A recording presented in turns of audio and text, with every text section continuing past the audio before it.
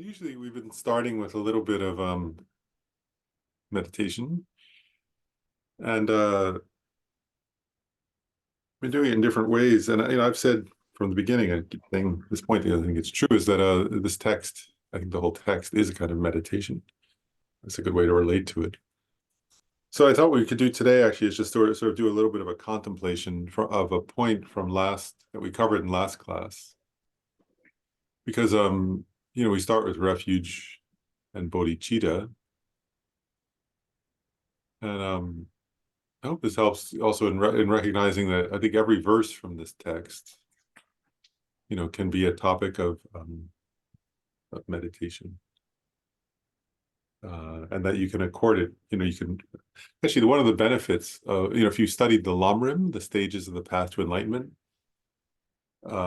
it says in the Lamrim that when you study Lamrim, then any teaching you can then see how to actually put it into practice and at what stage.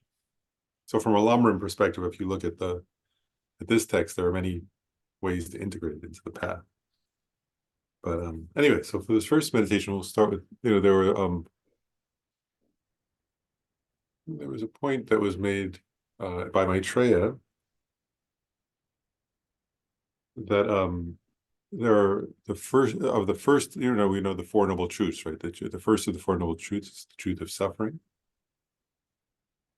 That the Buddha taught, his fundamental teaching, right? The first teaching he gave was the Four Noble Truths.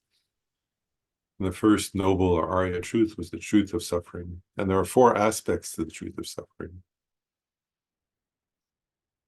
And this text takes those four aspects and kind of uses them in a unique way that I think we can relate to refuge quite effectively. So I'll go through those 4 points and we can just contemplate each of them for a couple of minutes.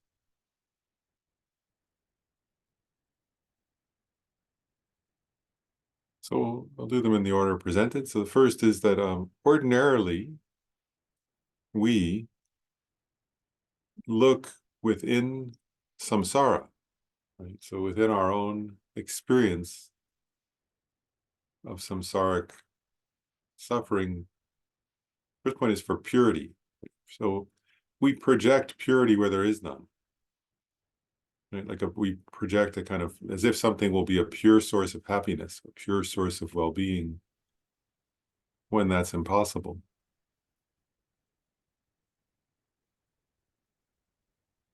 And you can see, actually, if you check your own experience, you can see we do that all the time, right? Like, so somebody, if somebody is looking for a job, then they may think, oh, if I have that job, it'll be great. Or wealth, or a certain partner. And especially we do that with romantic partners. We can also do that with friends, a certain status, certain reputation, a certain position. We do it with all kinds of things where we project purity onto something. And what the first noble truth that the Buddha taught is that those things are by nature impure. What does that mean, impure? It means if it's connected to the mental afflictions, to our mental afflictions, right? So to our greed, our ignorance, our pride, our anger, then it's impure in the sense that it will lead to suffering because it's the nature of the mental afflictions that they lead to suffering. Let's say the mental afflictions and karma, but karma is driven by the mental afflictions. So, so we look for happiness in samsara, for kind of pure happiness, pure well-being. But, even if you had a trillion years, you'd never find it, because those things are connected to mental afflictions.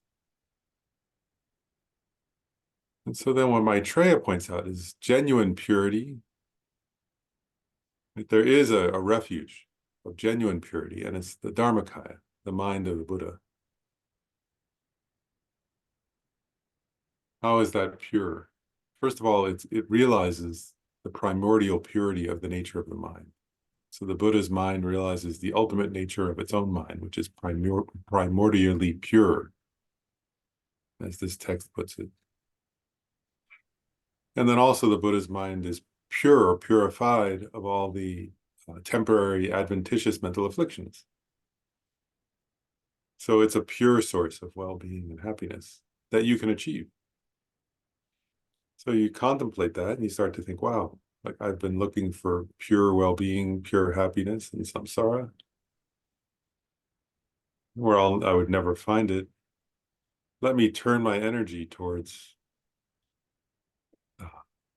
seeking the purity of the Dharmaka, the purity of a Buddha's mind.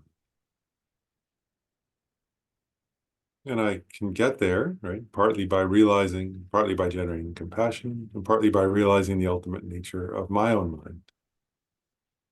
And that ultimate nature of my mind, its emptiness, is no different from the ultimate nature of the Buddha's mind.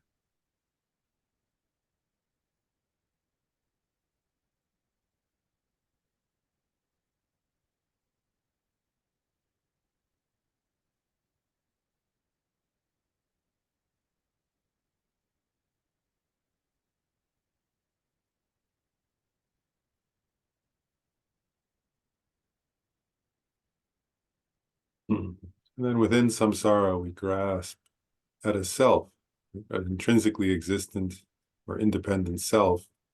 Oftentimes we feel it, right? Like if somebody, you can feel it in your own chest sometimes. If you think of when somebody insulted you, or when you really wanted something and didn't get it, or when you lost what you had, right? Deep in your own being, we all grasp at a sense of self.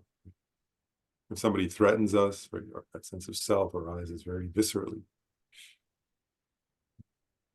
as if there's a self right there within us that we have to protect or build up. Or the Buddha said, in terms of the truth of suffering, that grasping, that grasping at a self where there isn't one,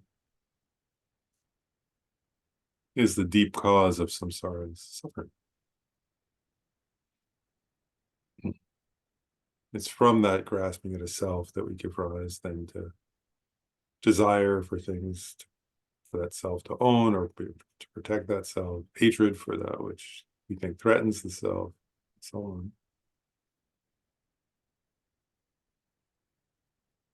And that kind of self never existed from the beginning. It's actually a projection. There is a merely labeled self, but that intrinsically existent, solid self never existed in the first place, but we grasp at it.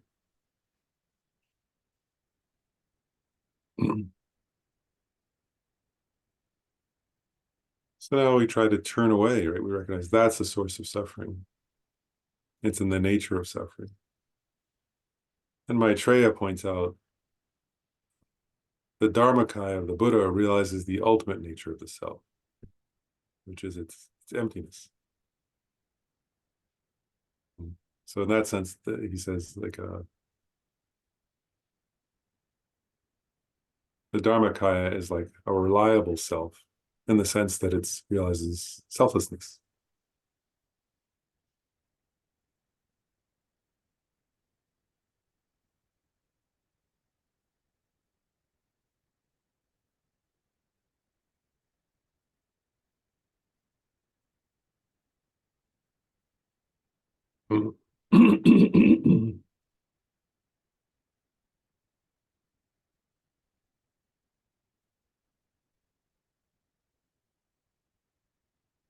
The third point is bliss. And actually, sometimes within samsara, we sort of we label certain things as blissful. This is getting at what's taught as it's called the second kind of suffering.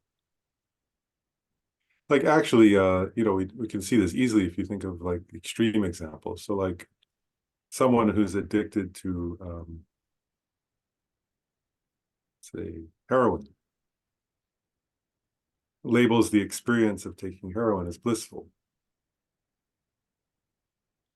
But it's not hard to see that it's changing instant by instant, right? And therefore will cause incredible suffering for that person. And the same thing with whatever, But actually all experiences are like that, right? If you like somebody labels a vacation blissful, right? But if they're sitting on the beach, of course, then if you actually check moment to moment with mindfulness, right? If you're in the sun, then eventually you get too hot. You may go in the shade, then you're too cold. And you're hungry, so you start to eat. Then you might eat too much. Too full. Point is, there's no reliable bliss in our samsaric experiences, and because they change instant by instant.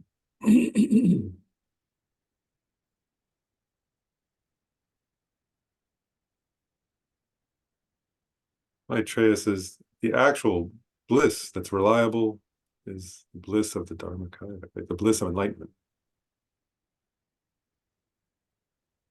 which once you achieve it, it's stable, never decreases.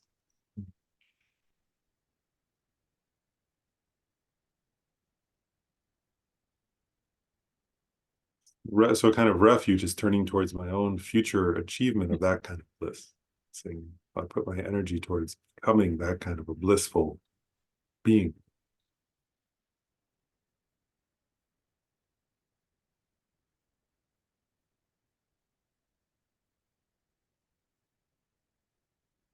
And the last point is impermanence. Now, within samsara, everything changes instant by instant. Nothing is reliable, subject to death, rebirth. We lose our loved ones, we lose actually everything, right? Our health, our youth, everything changes instant by instant and eventually fades. And then Maitreya points out, whereas the Dharmakaya is permanent in two senses. One is the nature body is emptiness, so it doesn't change instant by instant. It's permanent in the sense of unchanging. But even the conventionally existing mind of a Buddha, which he says it means like it stays, it remains blissfully bliss. Its own experience is bliss, and at the same time, it works limitlessly with compassion for others. Forever, it doesn't fade away, it doesn't stop, it doesn't end. So it remains in that experience of blissful compassion. So that's an actual refuge. So our refuge that we're aiming for is a mind like that. Right, a mind that's pure, meaning it has no mental afflictions or their imprints, no obstacles.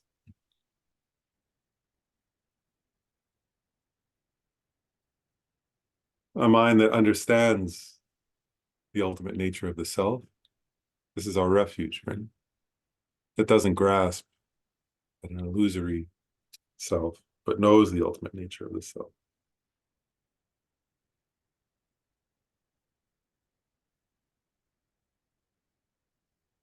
A mind that's blissful continuously.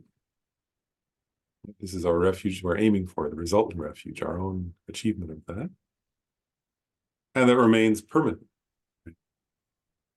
remains forever, working with love, with compassion for the welfare of others, like creatively and blissfully engaging with limitless others to help them. So that's our final refuge. So we take refuge, right? In this text, we think of the resultant refuge. So when we take refuge, we think I'm turning away from samsaric preoccupation, samsaric engagement, and engaging in the practices to achieve that kind of resultant dharmakaya, resultant mind of the Buddha that has those qualities. And that's why I take refuge, to achieve that, right? Which will bring about, obviously, if you think about those four qualities, my own well-being, and will also allow me to work most effectively to help others. So with that in mind, so we think of that, and then I'll read the, I'll say that just once the verse of refuge in bodhicitta, and we can relate to that verse by thinking of these meanings, these four meanings, right, of what we're aiming for. I go for refuge. until I'm enlightened. Enlightened meaning with that kind of mind. So I go for refuge until I'm enlightened to the Buddha, the Dharma, and the Sangha. Through the merits from generosity, practicing right generosity and the other perfections, may I attain the state of Buddhahood with those four qualities for the welfare of all other sentient beings.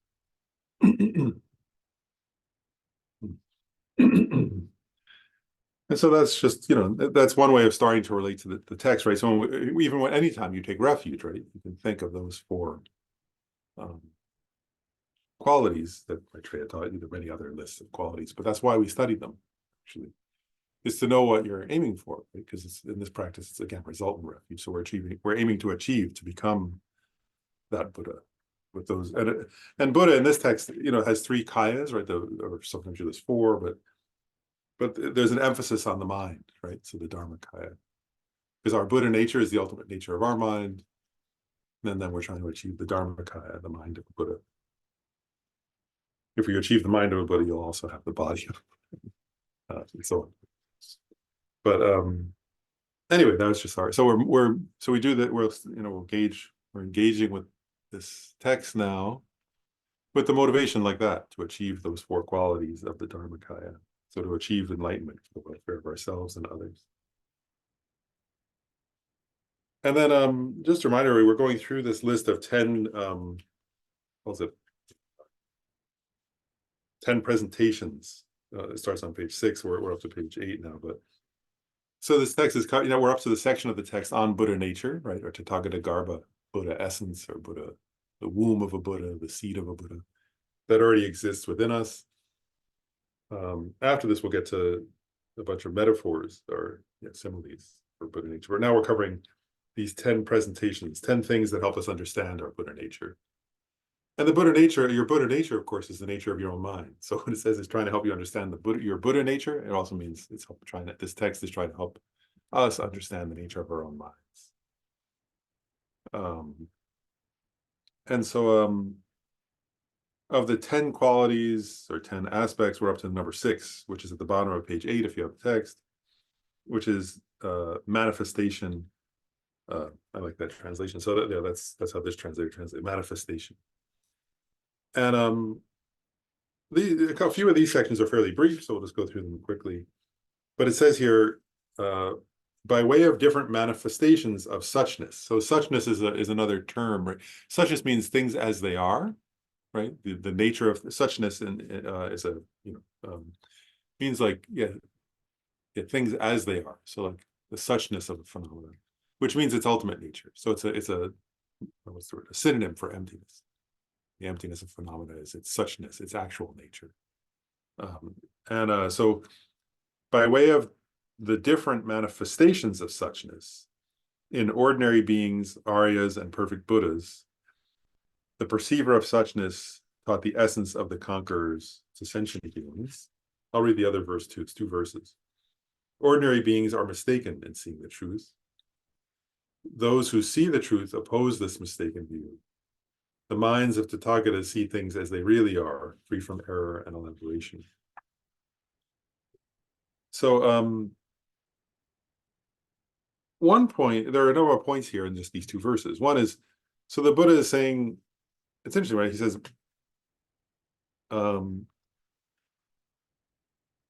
he's saying that the ultimate nature of mind, right? So Tathagata, the ultimate nature of mind or emptiness exists or manifests, this manifestation, differently in 3 kinds of beings. One point that we'll get to in a few minutes is that the emptiness itself, of course, is not different in history, right? But it manifests differently. So what are the 3 kinds of beings? And actually, these 3 kinds of beings it's funny, we have all different kinds of categories for people, right? I mean, actually, in samsara, we categorize people in all kinds of ways, right? Like what's your, according to nationality, right? Or gender, or race, or socioeconomic status, right? When they do like surveys, they ask if you get a survey, like what do you call it? They ask you all those questions, right? It's kind of funny. That's funny, isn't it? Like, so if you get like, what's it called? Um, like the census, right? Then they'll ask you those questions. Or if you fill out a survey, they'll ask you certain questions about yourself. What's your, often that, right? What's your ethnicity or your race? What's your gender? In Buddhism, actually, Buddhist in the context of Buddhist practice, those are considered not terribly important. Actually, not important at all, really. Not that they're not worth discussing from a social perspective, but samsaric beings or all those are ordinary beings. In other words, like the point here is like if you haven't seen emptiness directly, you're an ordinary being. So from a Buddhist perspective, if you're like, what's the word? That's true in all the sutras, actually. Ordinary beings are those who haven't seen reality. So actually, I always think that's kind of funny. And then Arya, noble being, is somebody who's seen reality directly. Right? And so that's like considered the main differentiating factor. And then there are Buddhas who are completely enlightened, right, and have no error. So an Arya, in this sense, Aryas, those who have seen, are noble ones. Arya means like a noble. And that was actually just briefly that term Arya is actually I think I always think this is amazing about the Buddha that this was the Buddha, a version of the Buddha's radical stance. There's a famous sutra actually where these two young, I think two or maybe three, I can't remember now, young men come up to the Buddha and they say, we're Aryas, meaning of noble caste. Usually in Indian culture, Arya meant of noble caste, right? So like it meant being, sort of a high social status, right? I'm going off on a slight tangent here, but I just will actually. I remember Jan Willis, who was one of my first teachers. Jan Willis is a professor of Buddhist studies, a wonderful scholar and practitioner. She's a Black woman from the South, and she once said she was in India, and an Indian man asked her, "Where are you from?" And she said, "America." And he kind of looked at her, and I can't remember the exact phrasing, but she told the story. She said he looked at her, he said, "Oh, I'm so sorry." Meaning that he was kind of like given that you're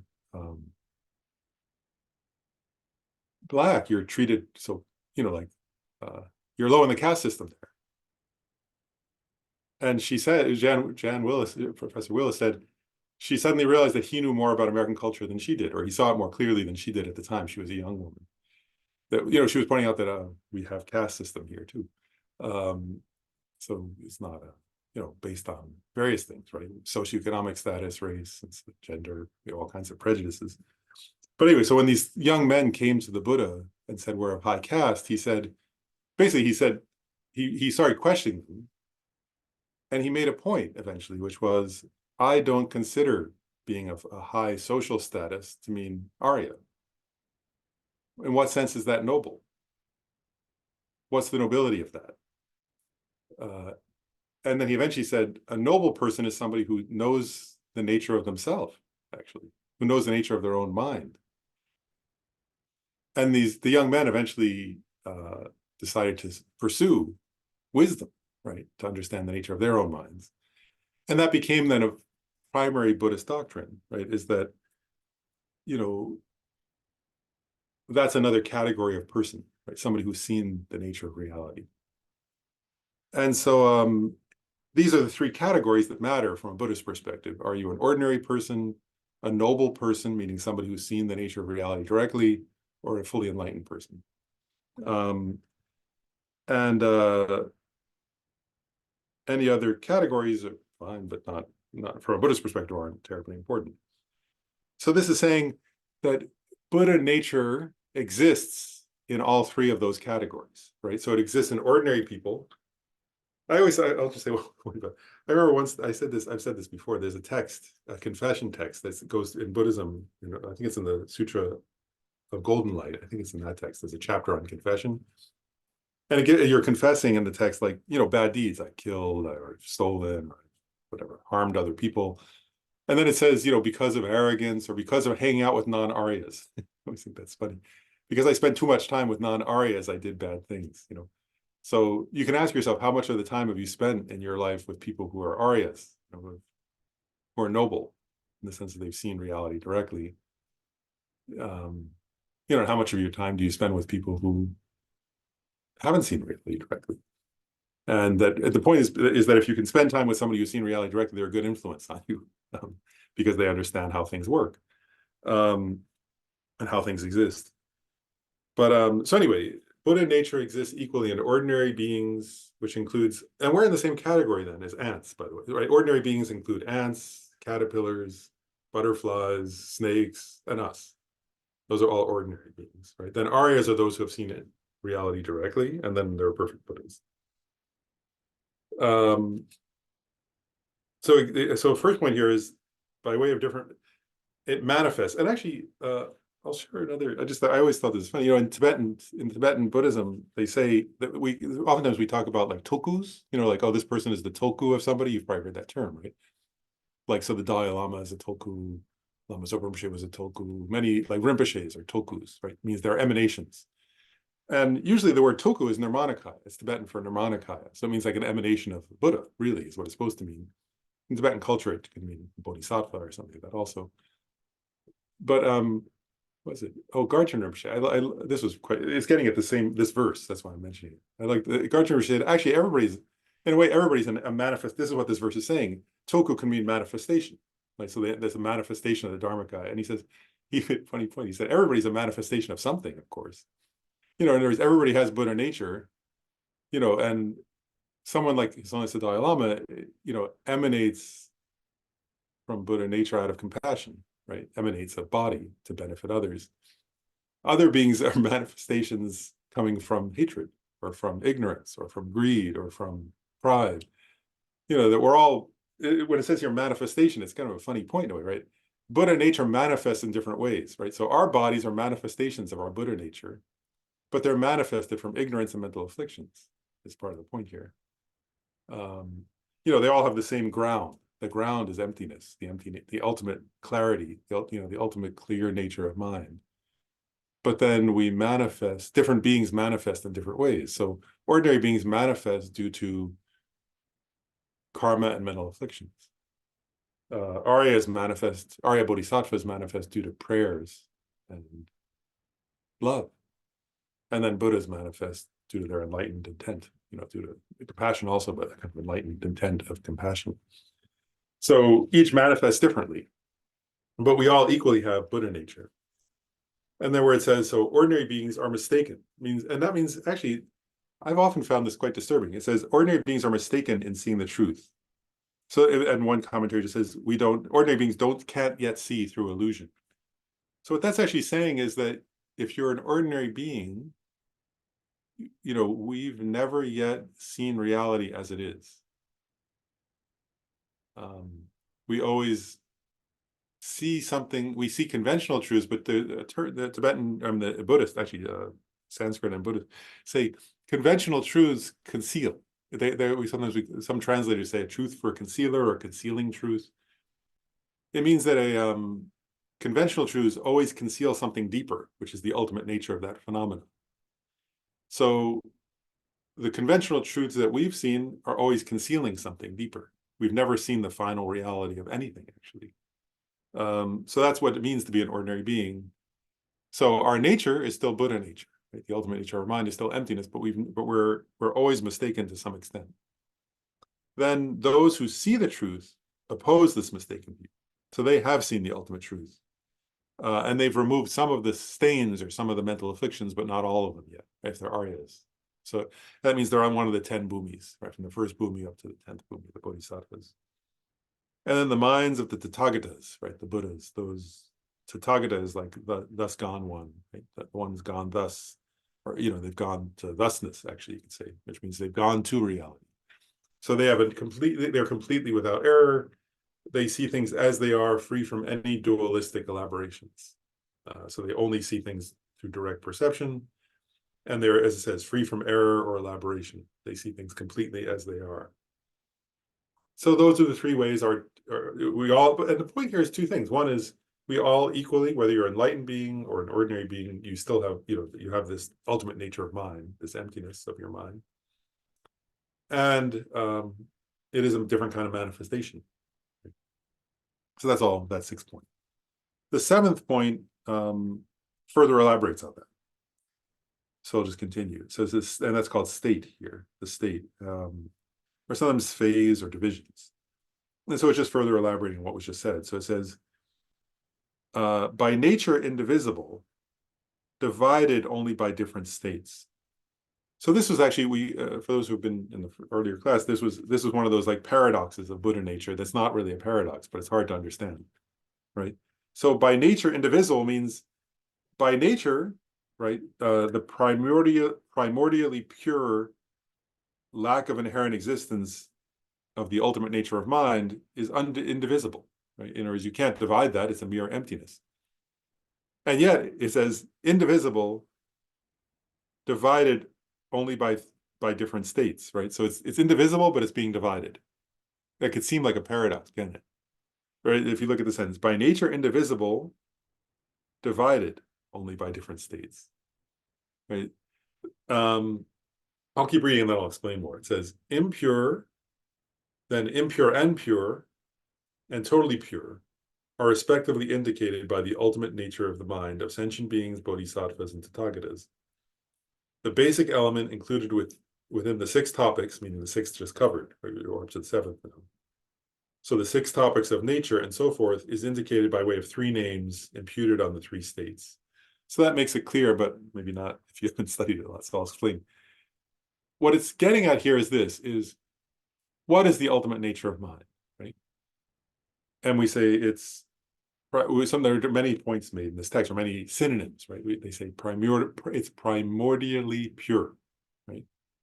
It's suchness, and that was a term just used. What's really being gotten at is this, as Gyaltsab Je explains this, he said in his commentary, he says, the ultimate nature of mind is what we call a mere negation of inherent existence, right? So it means the mind lacks any independent, intrinsic, or inherent existence. And that mere lack of inherent or intrinsic existence is the same, right? In other words, the Buddha's mind lacks inherent existence, bodhisattva's minds lack inherent existence, ordinary people's minds lack inherent existence. And from the perspective of when someone realizes the ultimate nature of mind, right, conventional objects don't appear. All that appears is that emptiness, which is like space. So in that sense, they're undifferentiable, actually, right? And there is a mere emptiness. The emptiness of the Buddha's mind and the emptiness of your mind are undifferentiable. And then it says here, to explain, right, and then it says, is indicated by 3 names and imputed on the 3 states. So what it's saying, and it's some of you, to make this easier, some of you have studied the Heart Sutra, or most of you have probably read and heard the Heart Sutra, right? Where it says form is empty, emptiness is form. Form is not other than emptiness. Emptiness is not other than form. This is getting at that same point, right? So in other words, the ultimate nature of any form is emptiness, and it's the same emptiness, right? Yet when form manifests, we say, oh, this is a table, this is a car, this is a painting, this is a house, right? But the ultimate nature of all those forms is emptiness, and then emptiness, sometimes we say, manifests and is labeled in different ways according to causes and conditions, right? That it appears as different things. And so conventionally, one labels them, but the ultimate nature of all those things is emptiness. Here it's getting the same thing. So the ultimate, like when, so I'll read a quote. Here, the emptiness of the mind receives a different label conventionally depending on which of the 3 types of manifestation emptiness is taken. So your mind and a Buddha's mind are equally empty of inherent existence. But when that emptiness is manifesting as an ordinary person, then we call it the impure. When that emptiness is manifesting as a noble Arya Bodhisattva, we call it impure and pure, because they've partly purified and partly not purified, yet they're fully their mind. or totally pure when it's manifesting as a Buddha. Right. So going back to the three categories of manifestation, right? If the one was ordinary beings, that's the impure. Aryas, that's the impure and pure. And then Buddhas are the totally pure. So the emptiness is undifferentiable, right? But we can label it differently depending in a conventional manner. When we look at conventional truth, we can label it differently depending on how it's manifesting, or what form it's taking, that emptiness, right? So in our case, if we're an ordinary person, then we say that's impure.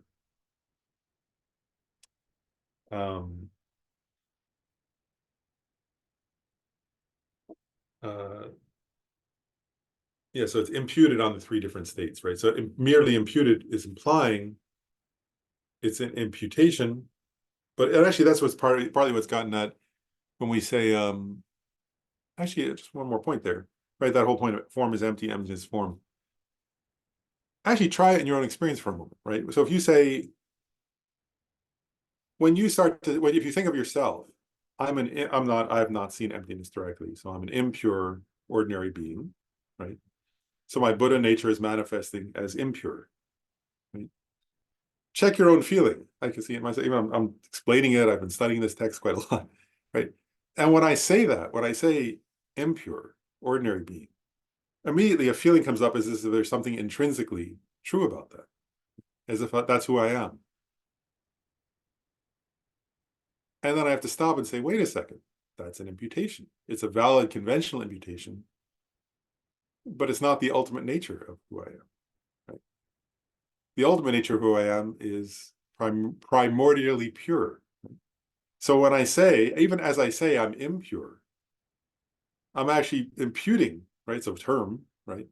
And then I grasp at that as though it were the actual nature, the suchness of who I am. But it's not the suchness of who I am. That's what's, you see, do you understand now that why the text is putting it these ways, right? Like, so in other words, I say, okay, I'm an impure being.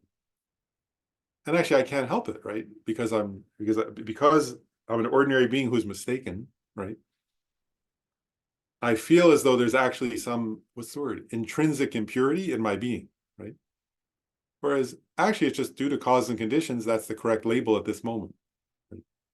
But even as I label it impure, it's not like the first one point is in the future, when I achieve Buddhahood, I'll be pure. That's true. But what this is saying is not just that. This is saying, even as I label impure, my ultimate nature is primordially pure and undifferentiable from the ultimate nature of a Buddha in this moment. So try it for yourself, right? If you recognize you have mental afflictions, you're not perfect, right? And yet your ultimate nature is perfect, right? Or you're impure. Your ultimate nature is primordially pure at the same time. And notice in your own experience, if you check, when you say, I'm imperfect, I'm impure, I have mental afflictions, it feels as though they're intrinsically there, but they're not. They don't even intrinsically exist. They're merely labeled, they're mere dependent arising, they exist conventionally, but their ultimate nature, even the ultimate nature of hatred, is empty, right? Which is why it's adventitious. Lisa asks, what do you mean by primordially pure? So in this text, primordially pure means it's always been empty. That emptiness, its emptiness is not something fabricated. It's not something that you have to newly construct, but it always was empty from the beginning. So the nature of your mind, when we say like the nature of mind is primordially pure, it means even at your worst moment, and even from before you were you in some past lives and all your past lives, that the ultimate nature of your mind always was emptiness. So it's not, it's not like the Buddha makes it emptiness, or you practicing the path makes it emptiness. It means, primordially means it always was pure, in the sense that it always was empty of intrinsic existence. So that's what it means. Does that make sense? Good. Yeah, I'll pause there. Any other questions? Because we've covered those two actually.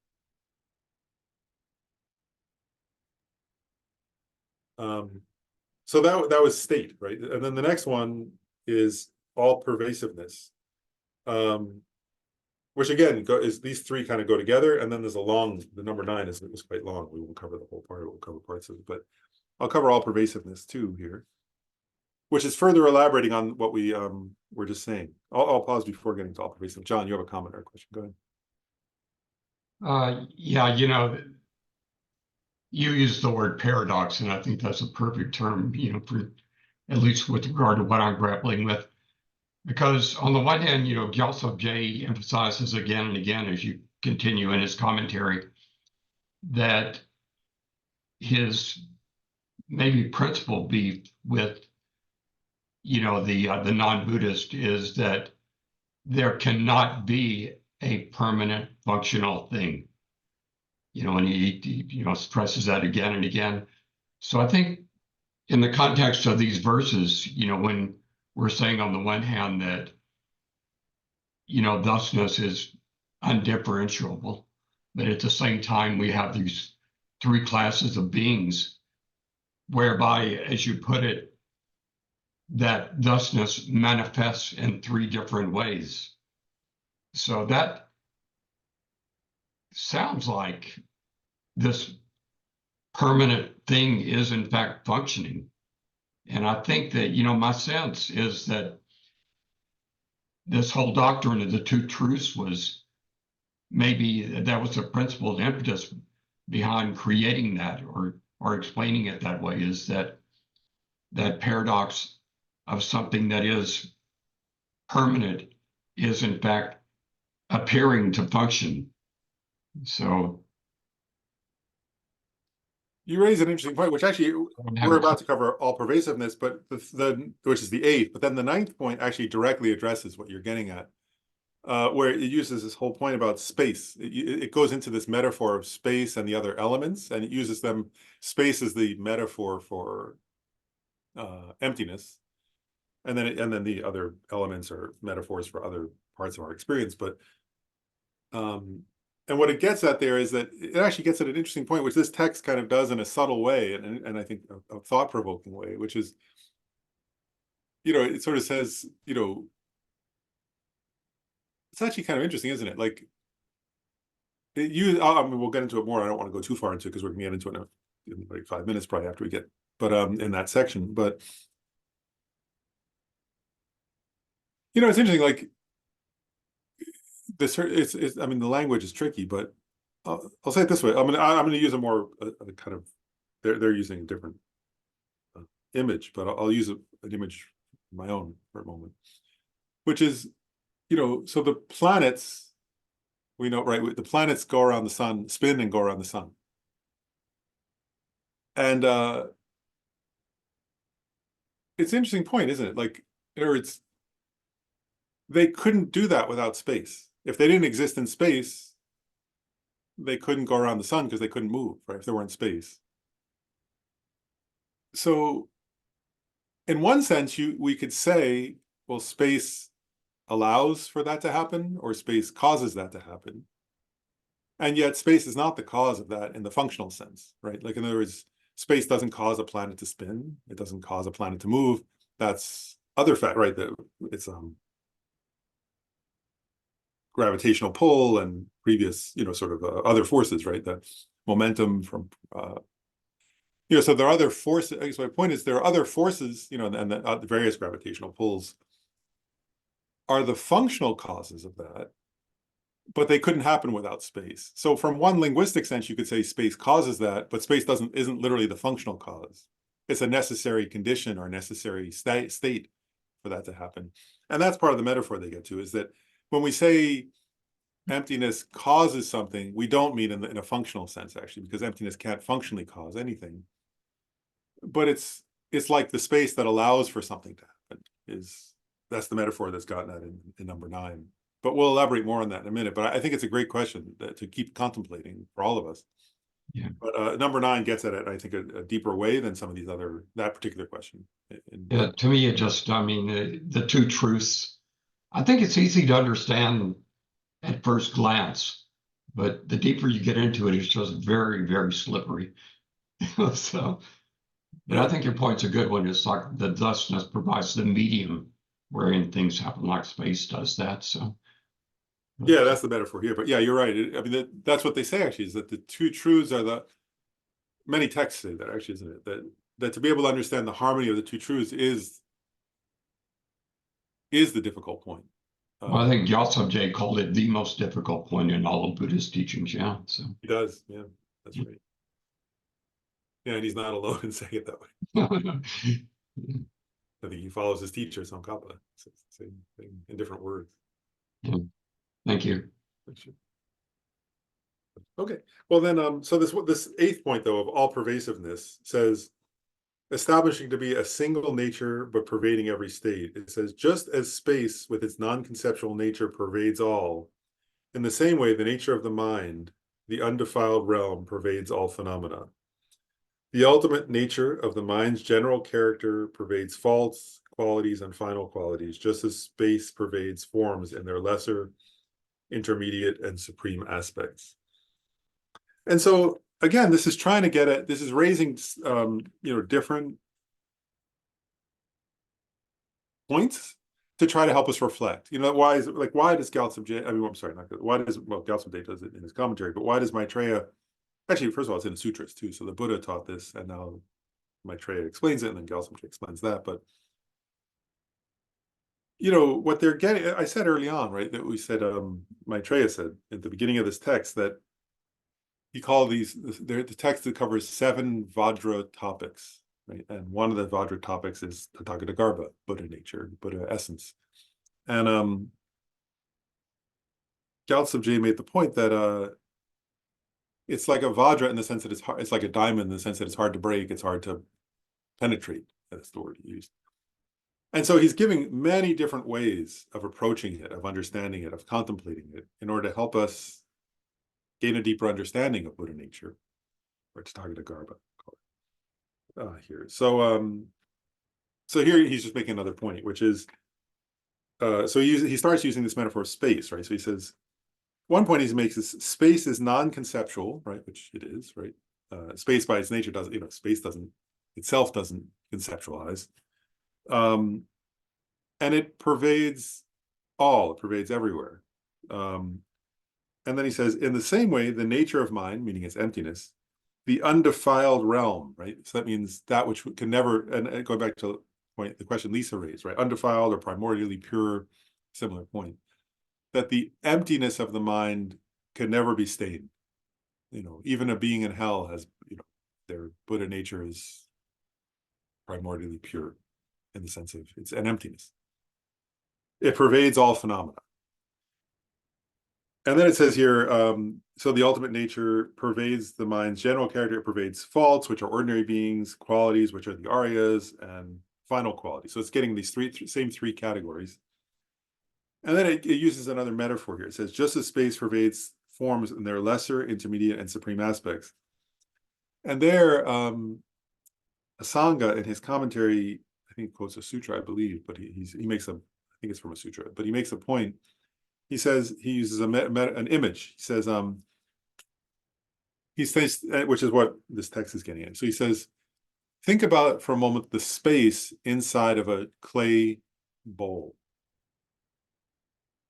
And then he says, then think of the space inside of a copper bowl. And then think of the space inside like a golden bowl encrusted with jewels. And the space inside them is just space. It's undifferentiable. It's not like you can say, oh, this space is better than that space. And this is a metaphor for Buddha nature, right? In other words, so the clay bowl is like an ordinary person, metaphorically, right?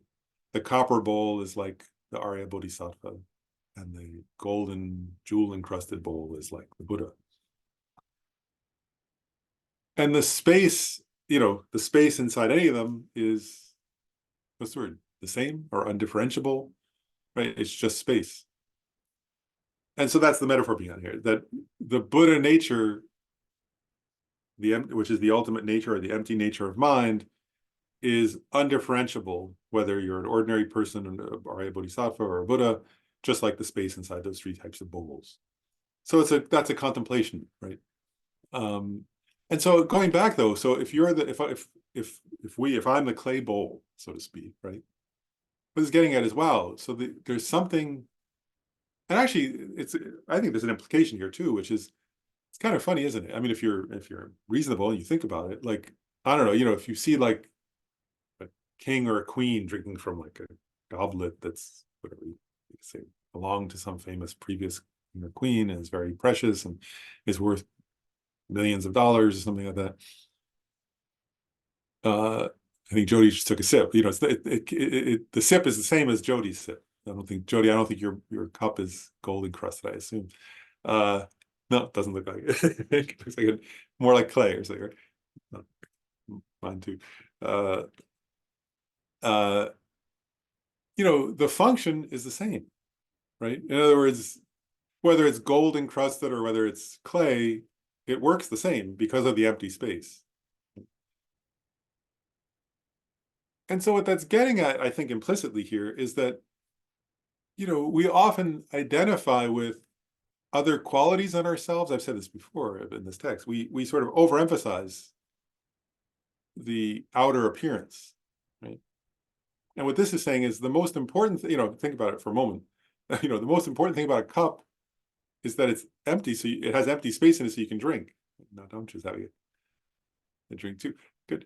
So the most important aspect of a cup is that it has empty space in it so you can drink from it, right? And the most important aspect of us is the ultimate nature of our own mind.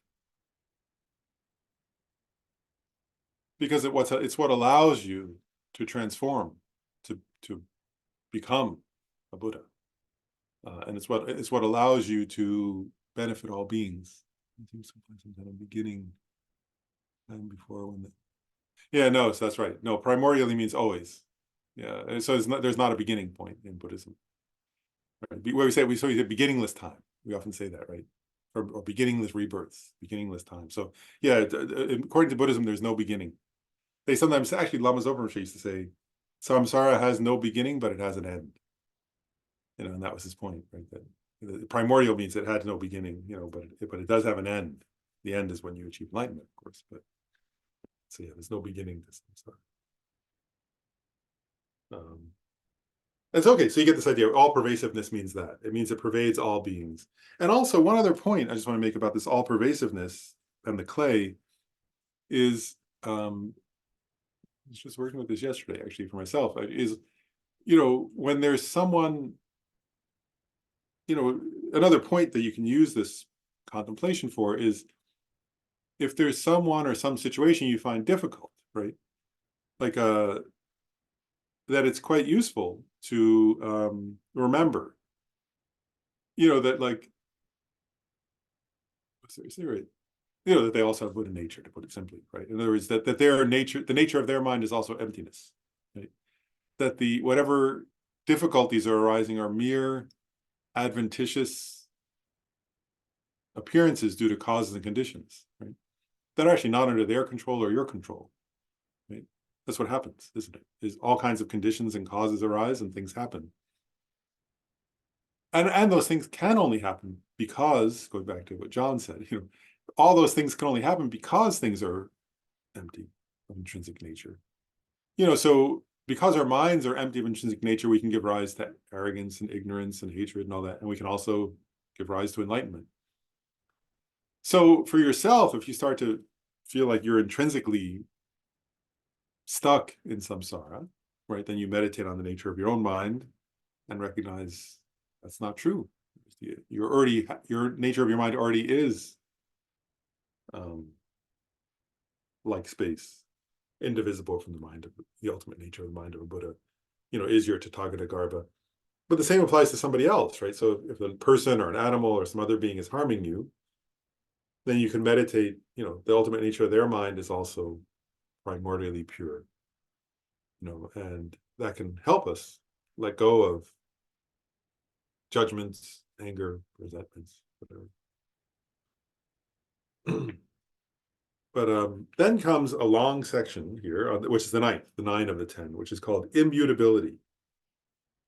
And it gets at a metaphor, which we'll cover for, I think. So it says, immutable by nature, because of having adventitious faults and being naturally endowed with qualities, as in the earlier, so in the later states, it is in its true nature of being changeless.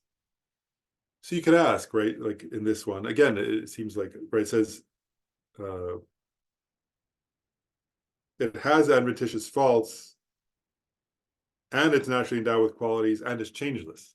Seems like difficult to understand, right? And so you could ask the question, how is it immutable and changeless, and yet it gets purified, right? How can it go from having adventitious faults to being endowed with qualities of a Buddha? You know, they say the qualities of a Buddha, it says in the commentary, the quality, you know, like if you think of each grain of sand, actually, this is like, this is like what we know about the universe, right? They use this metaphor. The Buddha used to use this metaphor, which I think he knew, like I think he did, but where he says, think of all the grains of sand on this planet, basically, right? And then he says, imagine that many planets, which there are, by the way. And then he says, and imagine all the grains of sand on all those planets. And that's his metaphor for a big number, right? You know, that's or not his metaphor, but that's his way of expressing, you know, getting somebody to start to imagine a big number. But actually, that's the truth, isn't it? I mean, there's many stars as there are grains of sand on this planet. Right? And then all the grains of sand on all those planets. They say a Buddha has all those good qualities, right? That many is one of the many metaphors. They say the Buddha has good qualities like that. So how can it be, right, that we have faults, we develop good qualities, and yet the ultimate nature of mind is changeless? This is changeless. And again, it's getting at the ultimate and the conventional, right? The ultimate nature of the mind never changes. The conventional appearance of the mind, how it manifests, does change. Even moment to moment, we know that, right? Actually, it's kind of funny. Sometimes I think that, like, you know, it says we're in the desire realm, like we often want something, right? But then even us, you can see, like, sometimes joke this, you know, we're not always desiring something because sometimes we're angry, you know, and then we don't want anything because we're too mad. So the mind changes, right? We don't always have desire. Sometimes we're too mad to desire anything or something like that. Kind of funny. But, you know, the mind changes instant by instant. And yet its ultimate nature, I said, and yet its ultimate nature is unchanging. Another way of saying is that's because its ultimate nature is unchanging, that it can do that, that's possible. And we're going to get into more about that. So now it goes through, and I think I find this almost funny or kind of humorous actually, is it says it's immutable by nature, and then it's going to go through 3 sections. It's immutable while it's it's immutable through the 3 stages. It's immutable through the impure stage, through the pure stage, and through the partially pure and partially impure stage, and it's immutable through the pure stage. From one perspective, that's kind of humorous, isn't it? He's saying it never changes. Even as it changes through these 3 states, it never changes, you know, is what he's getting at here. And you have to understand, right, that earlier on, Gyaltsab Je made this point in his commentary. The only way to understand that is if you understand conventional truth and ultimate truth, right? If you relate to this point, that the ultimate nature of it never changes, is utterly changeless, while its conventional nature is changing. And we'll explain more about that in a minute, but well, actually, maybe I'll say, I'll read something. I'll read a point from, first of all, it's part of the point here is that emptiness is immutable. Emptiness doesn't change instant by instant.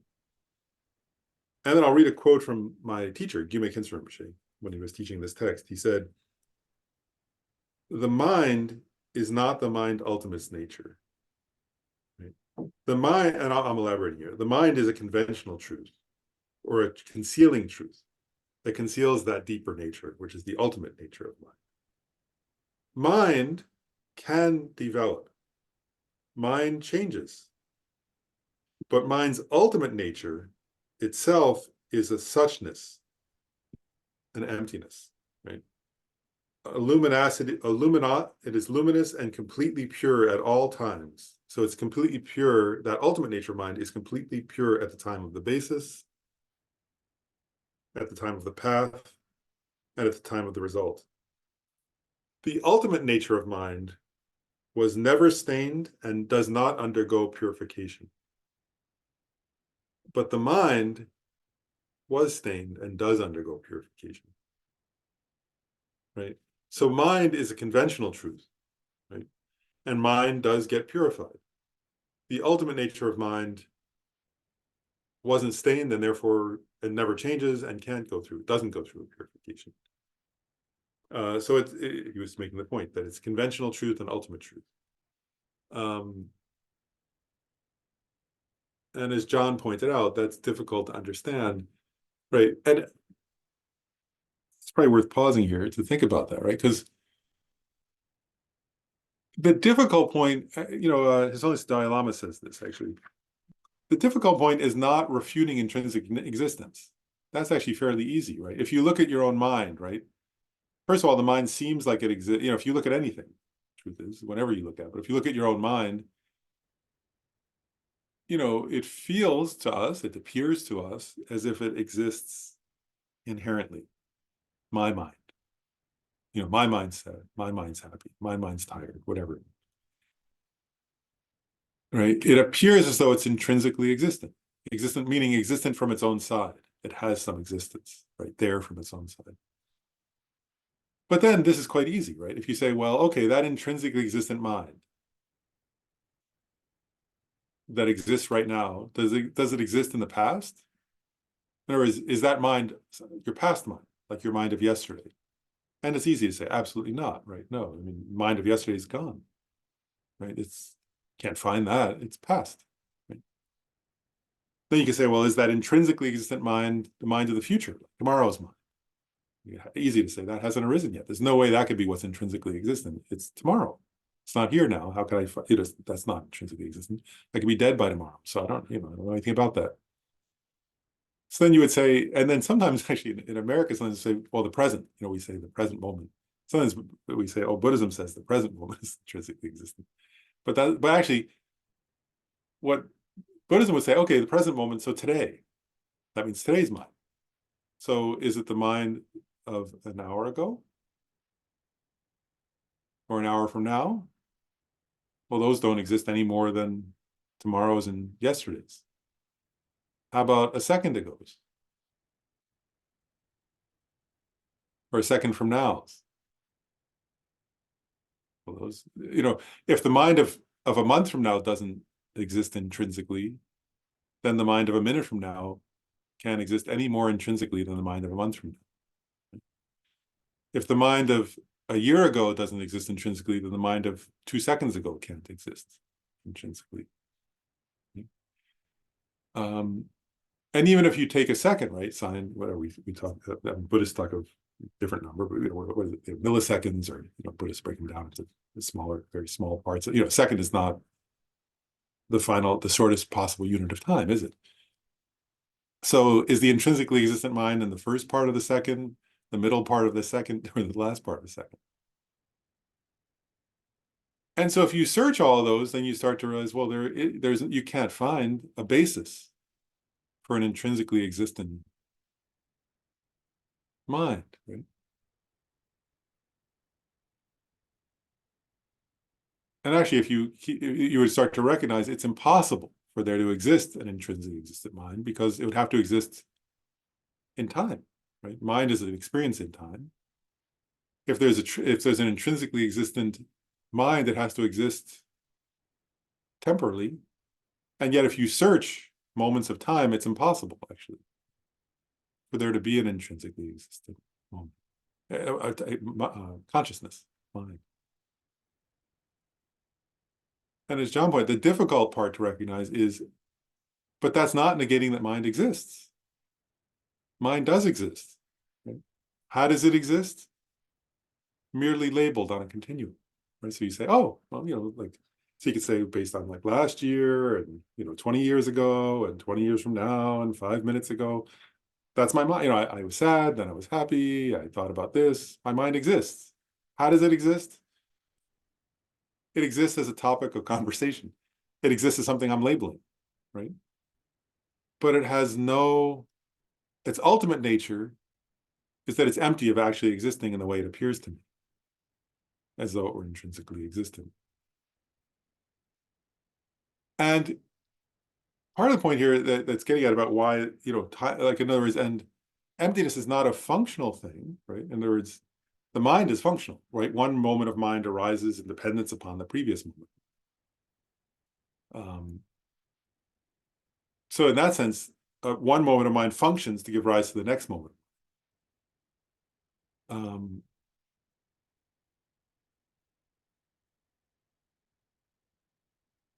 But both moments lack any intrinsic nature. Right?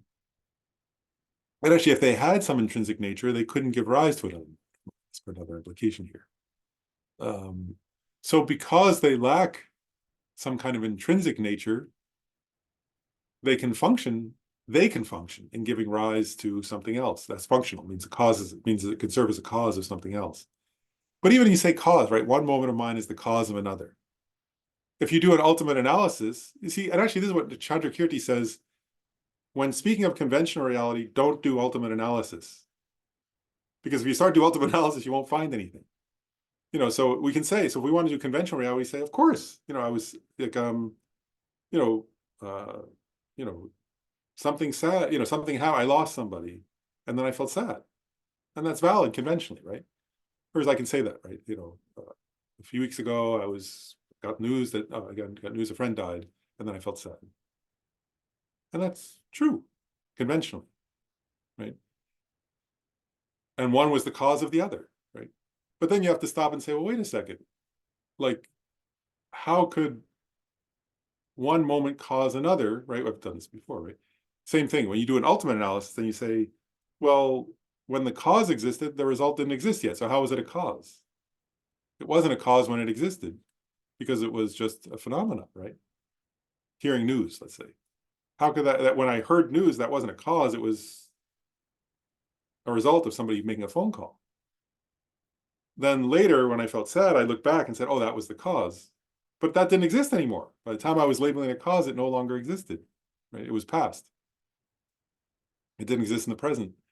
So it's labeled a cause. It exists as a cause through mere labeling, right? But it lacks being a cause from its own side. It lacks any intrinsic nature of being a cause, right? So you can see how conventionally we can speak of causality, functionality, and it's correct, right? But you see the truth of concealer part? When we talk that way, we're speaking in a way that's conventionally correct. If I say, that one moment of mind gives rise to another moment of mind, that's true, conventionally. And yet, as I say that, I'm grasping as though one's really a cause, one's really a result. But they only exist as cause and result relationally to each other, right? Like, in other words, I say this is a result relation to that, but the result can also be a cause of some other thing, right? And then I would say, oh, that result is a cause now. If I say, oh, because if I say, oh, I got this news and I was sad, then the sadness is a result. But if I say I was sad and therefore I wasn't paying good attention to my other friend, right? Then I would say, oh, so the sadness was a cause of not paying. So is it a cause or a result? It's neither from its own side. It only exists as those things in mere name, right? And that is an existence. That's what we call conventional existence. Conventionally existent things do exist in mere name. And that conceals the fact that the ultimate nature of things is that they don't exist in the way they appear, which is intrinsically. They appear, something when I say this is a cause, it appears like, oh, it's really a cause. But its ultimate nature is that it lacks being a cause from its own side. And I say, oh, this is my mind, right? And that's valid conventionally. But when I analyze it, as I just did, right? If I look for the mind in the past or the future or the present, I can't find it. Because it doesn't exist intrinsically. It exists in mere name. So we have to understand something about conventional truth. So the ultimate truth of mind, its emptiness, right? That it doesn't exist in the way it appears. That's the primordial purity. That's the Tathagata Garbha. But then mind, as Kenshin Rishi said, functions. Mind can be purified, right? Somebody could be a very angry person and they can get less angry. But their anger never intrinsically existed. Right? It did exist, right? But it never existed in the way it appeared. So this is the difficult, as John's pointed out earlier, as Gyaltsab says, understanding that those two truths are sometimes we say in harmony, or sometimes we say are synonyms. That's difficult. That's the as Gyaltsab Je says, that's the most difficult point of Buddhist philosophy, is to understand how they're, first of all, that they're not contradictory, but complementary. That's the one phrase that Lama Tsongkhapa uses. That's the whole point here. And that's why this is, that's what this topic, that's what this whole text is getting at. So what it's saying here, when it says it's immutable, the ultimate truth is immutable, but it goes through 3 stages, right? That's the conventional truth, right? And even as it's going through the stages, we could say, form is empty, empty is form. Even as it's going through the stages, there are no intrinsically existent stages. There's no intrinsic existent mind. There's no intrinsically existent process, right? It's the same thing I'm getting at what I said earlier, right? That could seem confusing. And I'm not saying it to be paradoxical. It's actually true, right? Like in the same way, right? Like a cause, if I say the seed serves as the cause of the sprout. Right? Well, then I'm labeling the seed the cause, and that's correct, right? But the seed doesn't exist when the sprout exists. So the seed wasn't a cause from its own side because there was no sprout when the seed existed, right? I'm labeling the seed correctly, but it exists as a cause in a merely labeled manner, right? Relationally, merely in relation to a sprout, right? And actually, in relation to a previous plant, the seed is a result, isn't it? So it's not intrinsically a result. It's not intrinsically a cause. Things exist in that sense, right? They exist relationally. Anyway, so all those things, but do you feel that though? The key point here is, do you feel how, as soon as I say, I can't help it, right? It's how things appear to ordinary beings, that Buddhas don't do this, but ordinary beings do. I say the seed is a cause. And to my mind, it appears like it's a cause. And I say, wait a second, but it's a result of a previous, oh no, okay, so it's a result. Then I lose that it's a cause, right? It seems like it has to be intrinsically something. Things that appear to us as if they're intrinsically this or that. And their emptiness of actually existing in that way they're appearing to us is their ultimate nature. Wilhelmina has her hand up. Yeah, I've got something. Okay. And for me, purification has been a big deal, and for a long time.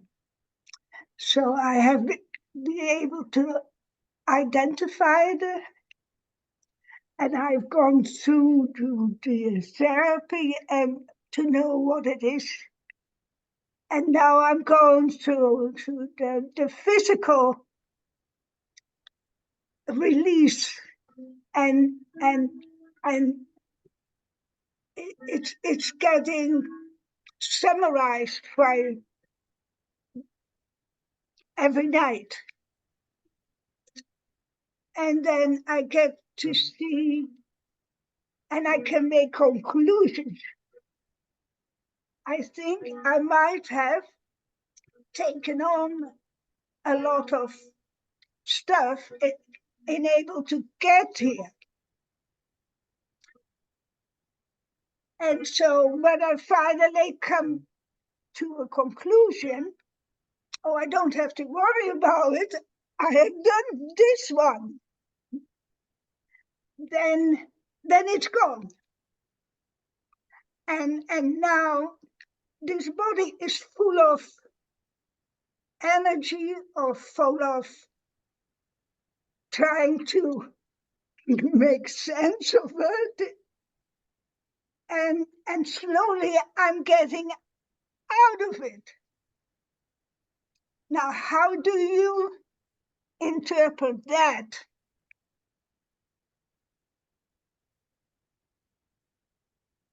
I think actually, just to put it simply, if you're undergoing purification, right, then that's a good thing. Like, in other words, and that's what this text is getting at in a way, right, is that,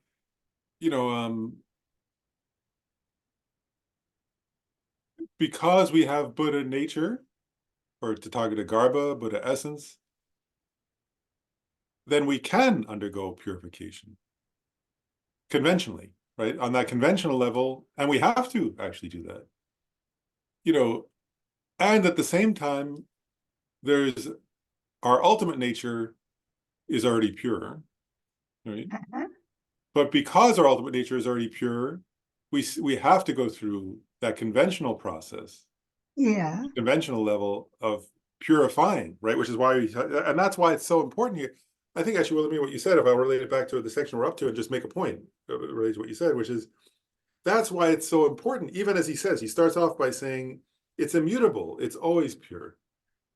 Then he makes a long section about the 3 stages: the impure state, the state where one is getting purified, and then the resultant state of being purified. He wouldn't include all that if it weren't incredibly important, right? So the process of purifying is extremely important. And what he's saying is our primordially pure essence is what allows for that, and the primordial purity, our ultimate nature, our emptiness, doesn't need purification, is immutable, is unchanging. But on the conventional level, we must go through a process of purifying. Thank you. Yeah. A lot. No, thank you.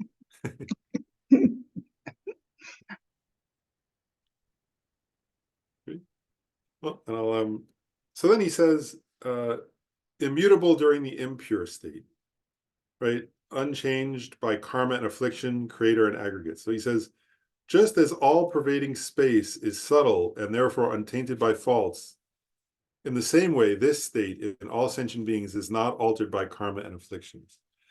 So there he's making a simple point, right? Which is like, actually, like one point he's making is like, if you think about, imagine for a moment, when I read that, I had this image that came to mind, is like, imagine, on the one hand, like, let's say, right? Like, okay, just imagine that. Imagine a planet exploding, right? And actually, if even it's weird, isn't it? From one perspective, I mean, the tiniest explosion, if it's by your body or somebody you love, can seem like an is a horrible tragedy. Right? So then you imagine a planet exploding. And then you recognize a planet, what he's getting at, there's an image, the image I'm getting at is a planet exploding doesn't harm space. Right? Space can't be harmed. An entire solar system going supernova, right? A star going supernova and burning up all the planets that orbit it, doesn't harm space, right? It exists in space and it doesn't harm space. So he says here, in the same way, your Buddha nature is not harmed, right? By whatever happens. So it's an image, right? It's a metaphor. Nothing can harm space and nothing can harm an aspect of you, which is your element, your Tathagata Garbha. And so even your karma and your mental afflictions. So, even death doesn't harm your Buddha nature, for example. We'll get into that. And that's where it says here, just as all the worlds arise and disintegrate in space, similarly, the senses arise and disintegrate in the unconditioned sphere. So he's making the point I just made. So entire worlds, right, arise and pass away, and space remains. And in the same way, we are born and we die, we love and we hate, we help others and we harm them. And all that happens within what he's calling the unconditioned sphere. What's unconditioned is emptiness. Right? So he's saying within emptiness, all that happens. And emptiness and the empty nature of your mind is not harmed by any of that. I just the other day, my friend Fabrizio, who's a translator, posted a translation by another friend who's a translator, Gavin Kilty, of a poem that was quite beautiful by the first Panchen Lama, Losang Chogi Gyaltsen, who I always say is my hero. He is my hero. He was the teacher of the fifth Dalai Lama. And he makes a point where he says one day he was walking in the poem, he described walking by Ganden Monastery in Tibet and suddenly realizing emptiness, realizing the harmony of the conventional and the ultimate truths. And he had this realization. And he kind of ends the poem by saying, now I'm not, now even if I find myself in hell, I don't care. I'm unafraid, basically. That's what he says. I'm unafraid of anything. And I thought, oh, that's about this text. He realized what this text is getting at. In other words, he realized that which can never be harmed, right? He realized the level of his own experience, the level of his own being, rather, that's not subject to harm, no matter what. And so then he achieved the level of fearlessness. And that's part of what this is getting at, is like, we're for good reason afraid. Milarepa said, I went to the retreat. I went to the mountains to do a retreat because I was afraid. And he said, same thing Panchen Lama said. He said, now I've realized the nature of my own mind, and I'm not afraid of anything. Why? It's not delusion. It's actually it's that when you realize the ultimate nature of your own mind, right, and can rest in that, that's a refuge, right? That's not subject to suffering. If you're an ordinary person, right, who hasn't realized that, then all our experiences are in the nature. That's why I was getting at the very beginning, right? The 4 qualities of the truth of suffering. We're subject to those, right? And we're at the mercy of those. To the extent that you realize the nature of reality, you're less and less subject to and at the mercy of suffering and its causes, is the idea. So that's what this is explaining. So it's saying our sense, it says similarly, the senses, meaning our body, our sense powers, our bodies, arise and disintegrate within the unconditioned sphere. So within the nature of mind, all of our experiences arise and pass away. It's also getting at a point here, isn't it? Which is like, isn't it strange, by the way? Like, all of our experiences do that, don't they? They arise, if you think of like your best moment in your life and your worst moment of your life in the past, like think of something wonderful and think of something painful. At the time, they seemed so overwhelming, didn't they? When you're in something. But if you look back, what's the word? They're almost, I sometimes think that, like, especially certain things, like if they were a long time ago, have you ever done that? Like, I've thought back about like, like, it's weird, isn't it? Like whole, homes and businesses and families and then once some of the people are gone, I sometimes say it's not a dream, but it's like a dream, right? It's like, it wasn't a dream. It happened with other people. But if you were to try, if the person you experienced something with is dead already, you have to kind of work hard to go, how is that different than, I experienced a dream and I experienced this with this person. Say, my father's passed away. I think of experiences I had with my father, I think of dreams I had when I was young. They're different. One was a dream, one was a real conventional experience with a person. But how are they different? They both influence me now, maybe, right? I can't go back and talk to the person and say, do you remember it? He's gone. I'm just using an example, right? All of it exists within the mind, is my point. It all arises within the mind. It passes away within the mind. And we don't understand the ultimate nature of our mind, is what this text is pointing out. If we did, we would view things as they happen like that.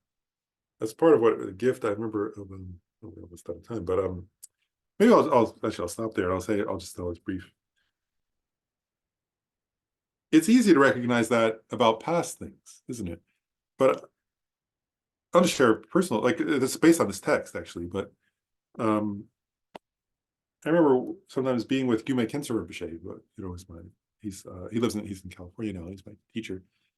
And I remember like watching, I remember once the situation arose where like, it was actually that his visa, he had come to the United States, he had emigrated here, he was living in the United States. He wasn't yet a citizen, now he is. And his visa was in danger of being canceled because of some issue that was going on. And I was upset. Many people who loved him were upset. And there are 2 other friends. I mean, he and 2 other people, their visas were in danger of being negated. And I remember like some other people were upset, and I was upset. I was like, goodness, we have to fix this. And it was quite upsetting at the time.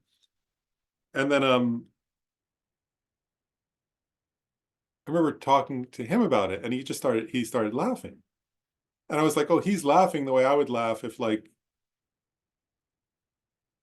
you know, if well, like if when she was younger, if my niece had said, like, you know, if I had made up pretend ice cream and then she had taken it out of my hand the way kids do, you know, oh, now I have your pretend ice cream. And then she had said, are you upset? I would have laughed, you know, like, oh yeah, you stole my ice cream. He laughed like that, you know, and it was his life. I was like, oh wow. I was like, wow, I'm upset. He's the one whose entire life, you know, his whole lifestyle is like challenged, right? That's the difference between I was being the ordinary person, he was being a different category of person in this list, right?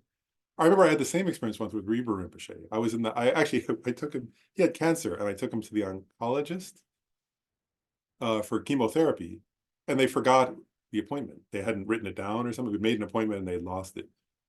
And I was quite upset because I was like, well, we only have this much time and I have to get to work, and you know, I can't be late. And then I looked at him and he looked utterly relaxed. And I was like, sorry, I just thought, I'm stressed out. He's the one with cancer, and I'm stressed out that, like, they forgot the appointment. He's not.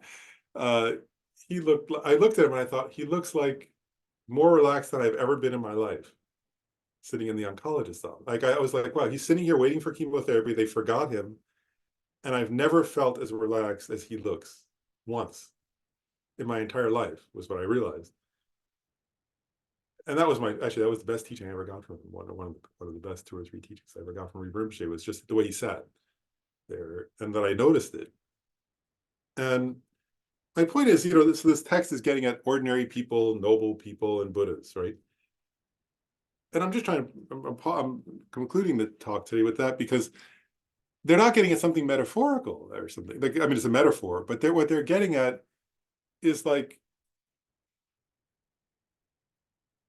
we worry about and get, you know, this thing about, like, worlds exploding, and everything seems to us like worlds exploding. You know, like, we get upset by all kinds of things because we don't understand the nature of our mind, right? And if we start to understand the nature of our mind, you know, then even things like, yeah, I remember when the oncologist said he was an older oncologist, and he said to Rebbe Rinpoche, you know, I think you're going to die. And Rebbe Rinpoche kind of smiled gently and leaned forward and touched the guy on his knee and said, don't worry, dear, how are you doing? Or something like that. And the guy got, like, he said, I've told thousands of people they're going to die. Like, it's my career. You know, I'm an oncologist. Nobody reacted like that. He said, like, I've never seen somebody, it wasn't what he said, it was his demeanor. Like, Rebbe Rinpoche was clearly at peace with birth and death. That's what this verse is getting at, right?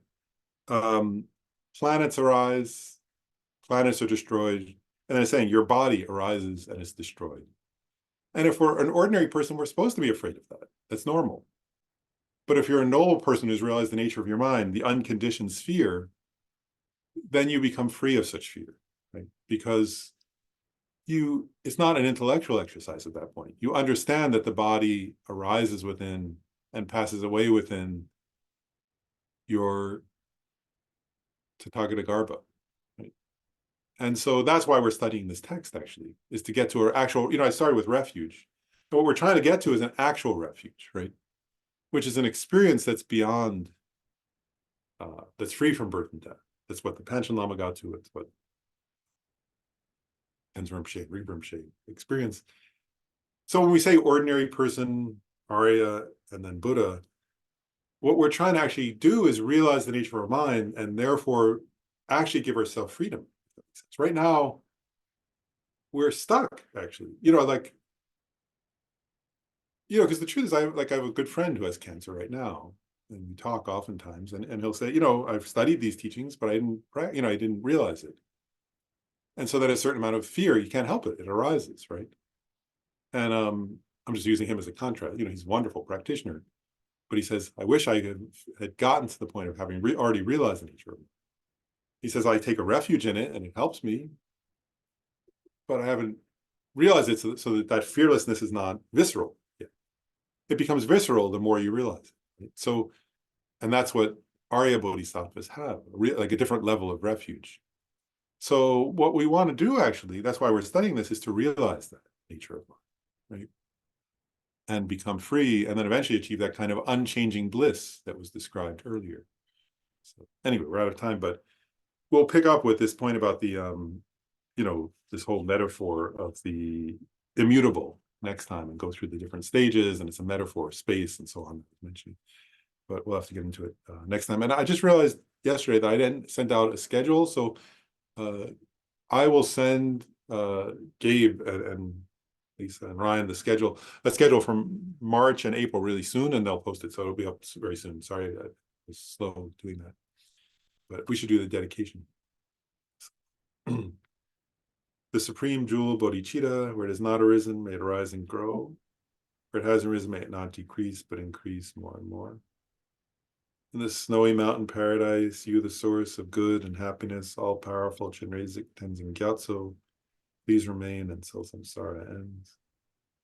And I dedicate all these merits, virtues, which are merely labeled, totally empty from their own side, so that the I, which exists but is merely labeled, totally empty from its own side, may achieve Buddha's enlightenment, which is merely labeled, totally empty from its own side, in order to lead all mother sentient beings who exist or merely labeled, totally empty from their own side, to the state of Buddha's enlightenment as quickly as possible, right? And we can recognize, like, I wish to lead all mother sentient beings, right, whose nature of mind is already pure, but I wish to lead them through these three stages, and myself through these three stages, to achieve the resultant state. By studying this text, may each of us be able to, recognize that aspect of our being, right? The ultimate nature of our mind, which is already, as Lisa asked about, primordially pure. And by realizing that primordial purity, may we be able to go through these, from an ordinary person to noble bodhisattva, Buddha, and which means to achieve like the state that's without error, right? That understands the nature of reality, of ourselves and others. So may we be able to do that quickly.